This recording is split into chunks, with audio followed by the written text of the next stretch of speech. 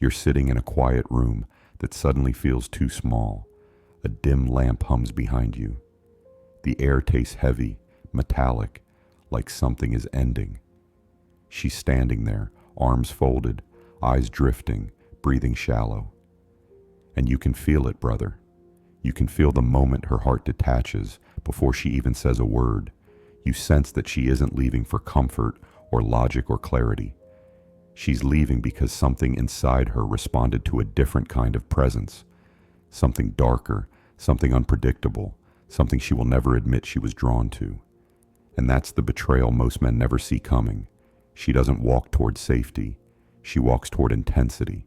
She walks toward the man who triggers ancient biological impulses she never learned to control, because every woman carries a hidden gravitational pull toward the dark archetype, the man who represents danger, volatility, emotional risk.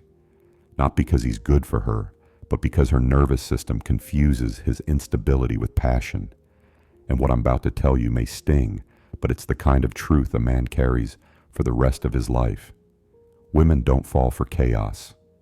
They fall for the chemicals chaos produces inside them. You see, the human brain wasn't designed for calm romance. It was built for survival. And for thousands of years, survival depended on being hyper-attuned to unpredictable male power, dominance, aggression, confidence, unpredictability.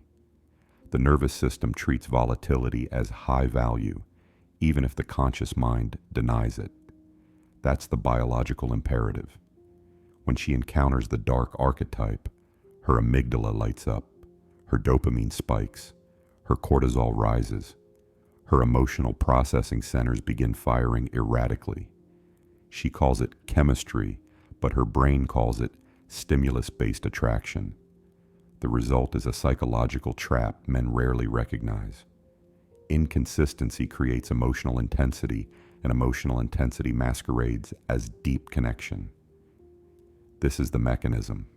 When he is close, she feels validated. When he pulls away, she feels anxious. That anxiety triggers dopamine release. Dopamine reinforces the chase.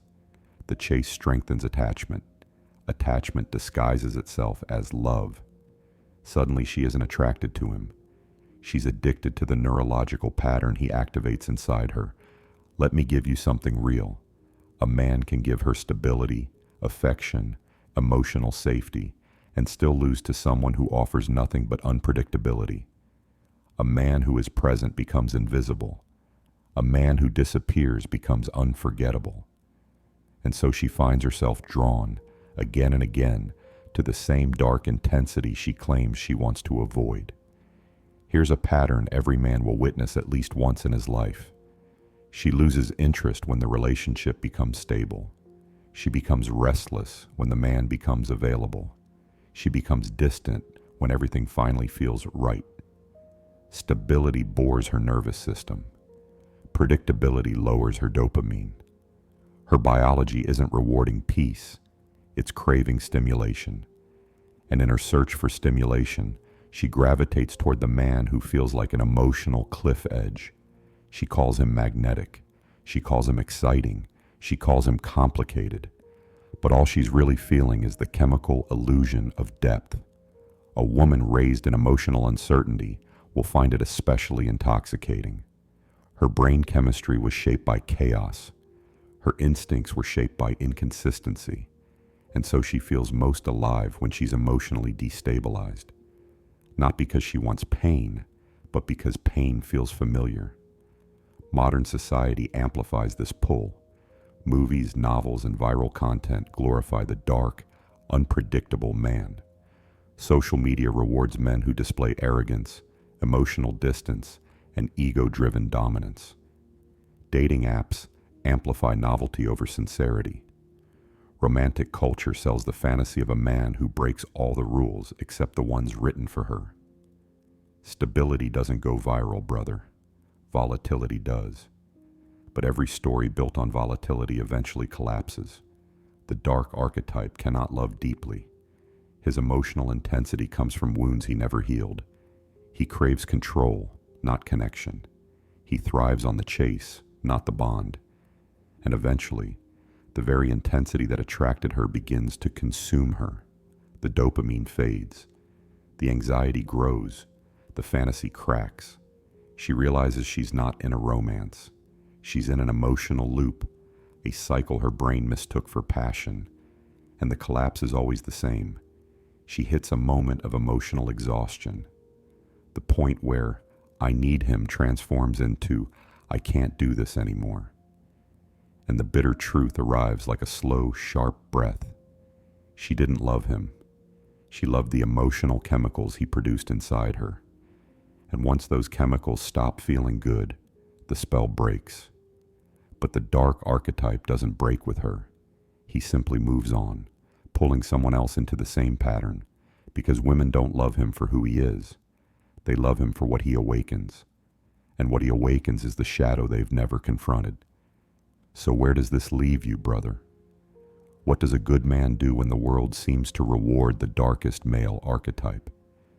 The answer is simple, but it isn't soft. You do not become the dark archetype. You become something far more powerful. You become the stoic anchor, not chaotic, but unshakable, not unpredictable, but immovable in your purpose, not emotionally volatile, but emotionally sovereign, a man whose presence calms the room instead of destabilizing it, a man who carries depth without needing to manufacture danger, a man who is powerful because he controls himself, not because he controls others. You become the kind of man who doesn't chase validation because he already knows his value. You become the man who doesn't fear loss because he doesn't fear solitude. You become the man who doesn't demand loyalty because loyalty naturally gravitates toward him. Brother, you don't win by becoming darker. You win by becoming deeper. That is the truth no one teaches men. That is the truth women discover too late. And that is the truth you carry forward from this moment onward.